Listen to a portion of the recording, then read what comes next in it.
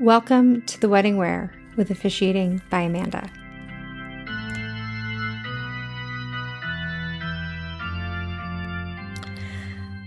The Wedding Wear, they tied the knot. Welcome back to The Wedding Wear podcast, where I share some stories of weddings that I've officiated, the funny, the shocking, the sweet, and some of the lessons learned along the way, maybe some topics to consider for your own special day.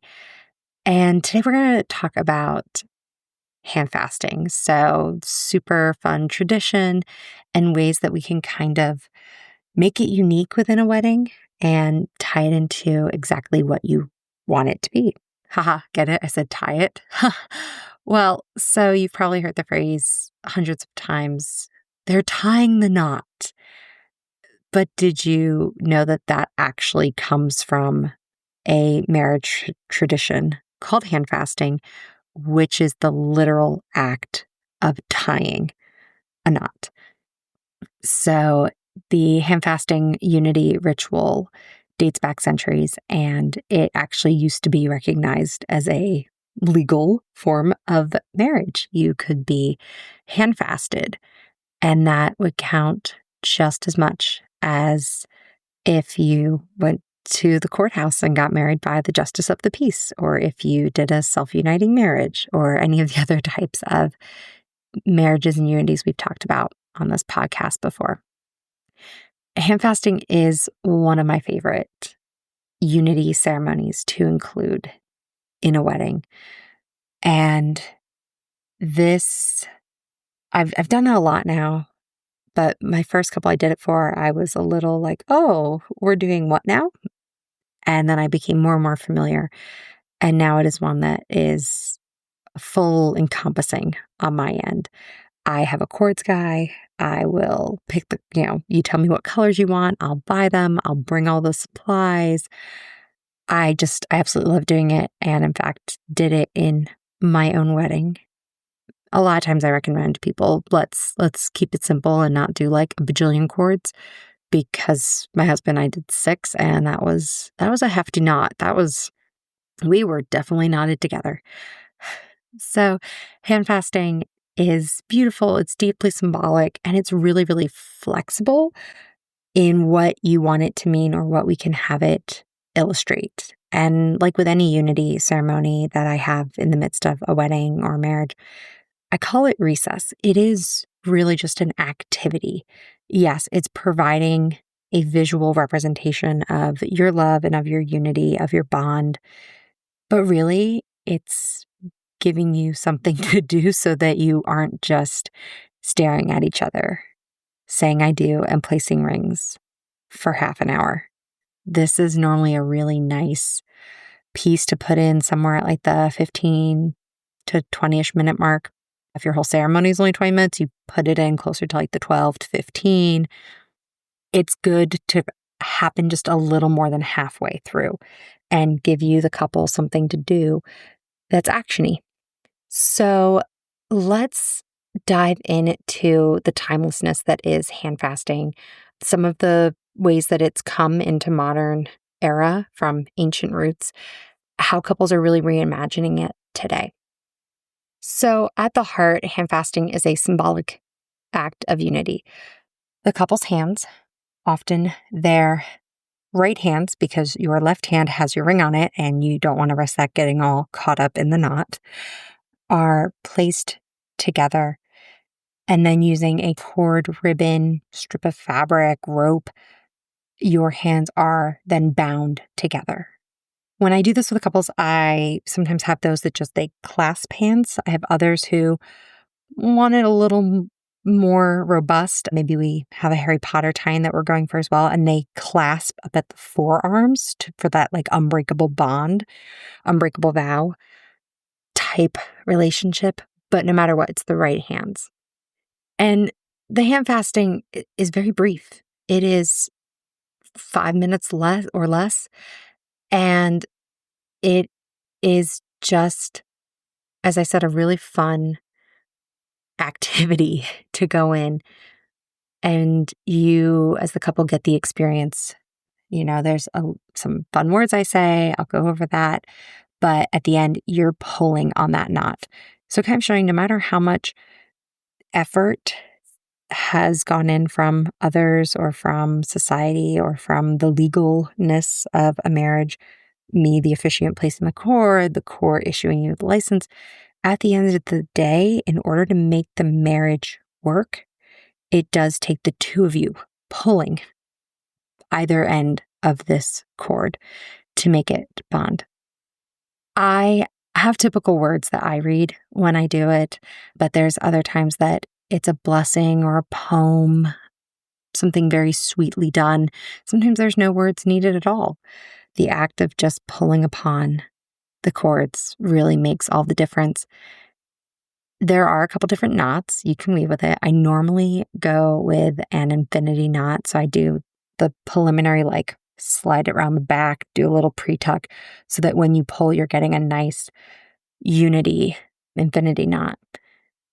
And the more cords that we have, the richer it is, both in terms of the color as well as how thick that knot is and what you can really see of it. And it's a beautiful metaphor of the separate lives, the intricacies that were coming into play, and then getting bound together, but still, once again, making out who the individual people are. I'm very big that when you say I do, you don't become a homogenous unit. You are husband and wife or spouses. And it's not the olden days. You're not Mrs. Nicholas Ottinger. No, I'm Amanda. He's Nicholas. Together, we're the Ottingers, but we are two distinct people with dreams and goals and hopes and strengths and weaknesses and all of these elements. So I think that handfasting is very, very beautiful in being able to capture that as well. There's the pulling, there's the give, there's the take, there's the interweaving of lives. But at the end of the day, it was 2, 3, 4 separate cords, distinct colors all coming into play. So in order to really appreciate handfasting, we got to understand where it comes from. And I normally do give this history in all of my marriage ceremonies. I joke and say, this is how I'm using my history degree. Sorry, Professor Ronning, this is how I'm using it. So there's a couple different connections that come in with handfasting, but the biggest of which is Celtic in nature. So in ancient Ireland and Scotland, before there were the documents for legal marriage, especially among the common folk, there were no give your daughter to us as a treaty type thing. And there often weren't really church ceremonies. Handfasting was the way for a couple to declare their union publicly, and it served as a binding contract. Depending on the different Celtic community and the era that we're in, handfasting did start out as a kind of a trial run, if you would. They would be handfasted for a set length of time, whether that was 5 years, a year and a day, just kind of meant to assess it out, but it was still a binding contract of unity. After that point, you could make it legal. At that point, you'd have to actually track down an alderman to really make it legal. But in rural and very seafaring communities, this was more of the binding, forever, lifelong marriage that we think of it of. And when I do weddings, I say, back in the day, you couldn't always find your officiant on the wedding wire or not Zillow. Oh, what am I saying? On Zola, the knot or wedding wire or Facebook.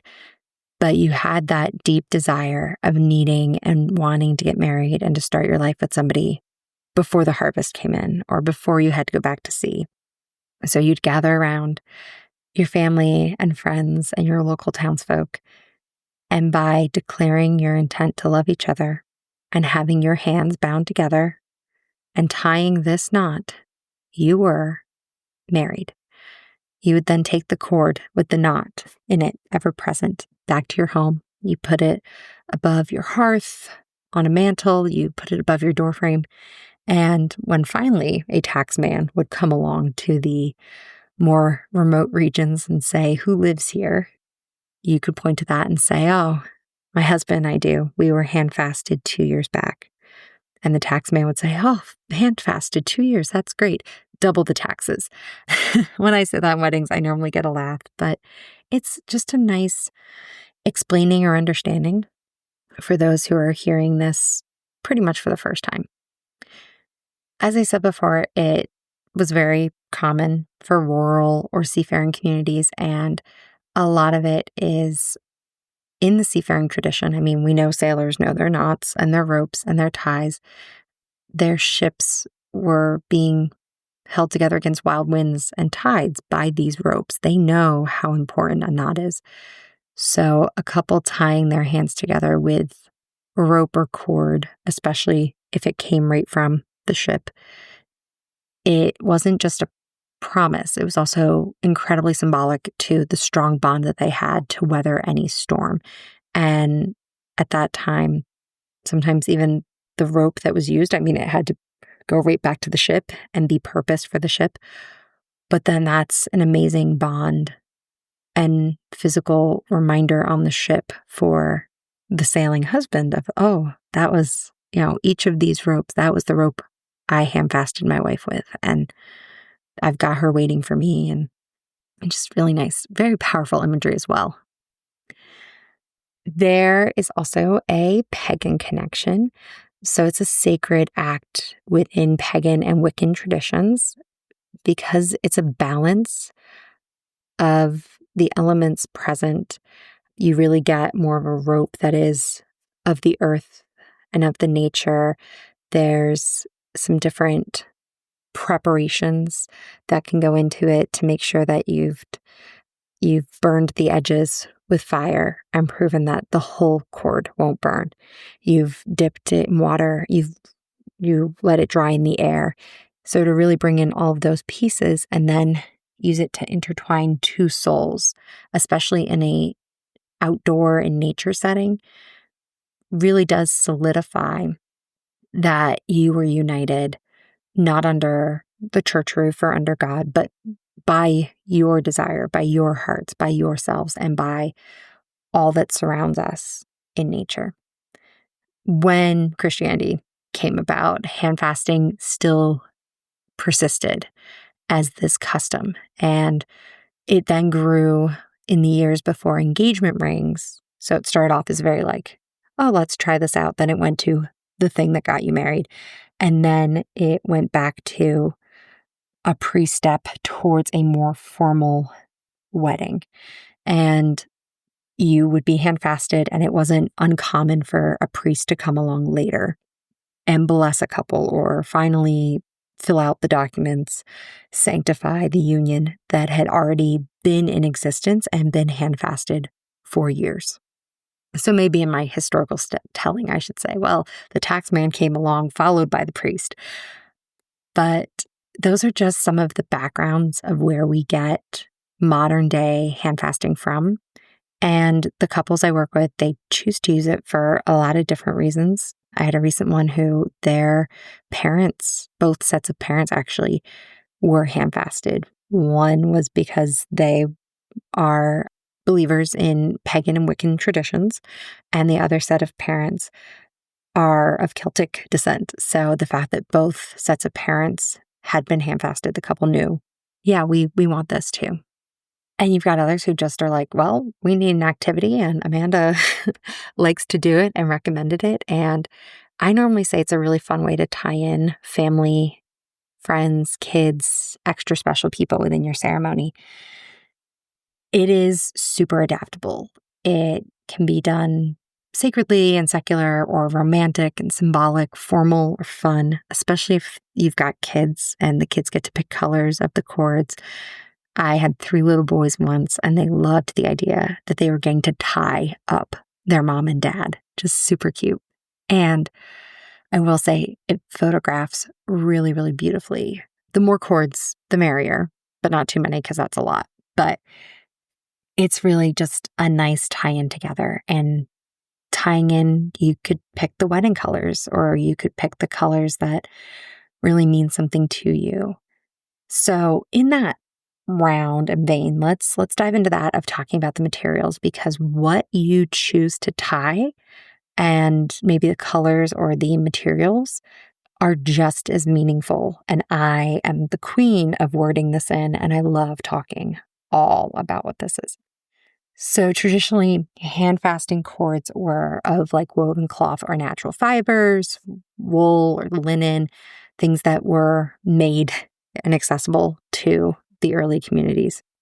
But today's day and age, I use a company that makes graduation cords with the little tassels on the end because they're satiny. So if you ever work with me with a handfasting, that's what I bring to the table. Everyone's welcome to use whatever they'd like, though. I've seen couples have braided ribbons that they've either gotten custom made or they had some leftover from pieces of the wedding planning, from dresses, from invites, and they have it pre-braided, the ribbon, pretty long, and then that's what they're tying. I've had couples, especially if they marry on a farm or have a very rural country kind of background, use rope. I will say that is hard to pull, and if you pull too tight and you catch someone's hand in it, it could definitely leave a mark. So just always keeping that in mind. Strips of tartan fabric, especially if you're tying in Celtic and Scottish heritage, super cool. Again, you want to think about what it's being paired with and how that knot might lay. I've seen some pretty cool handfasting ceremonies where you don't focus as much on the knot that the couple pulls as much as the knots that are added down below. I'll have to see if I can find some pictures and post them up on TikTok or something to really explain what I'm talking about. I've had a few brides use lace from either their dress or their mom's dress or their grandmother's dress. And so that looks really, really nice, especially when it's partnered with the right type of other material. And each piece then carries the meaning. And it's not just with the material or the fabric, but depending on what the color of it is, you can really do a lot of symbolism. It's not just rope.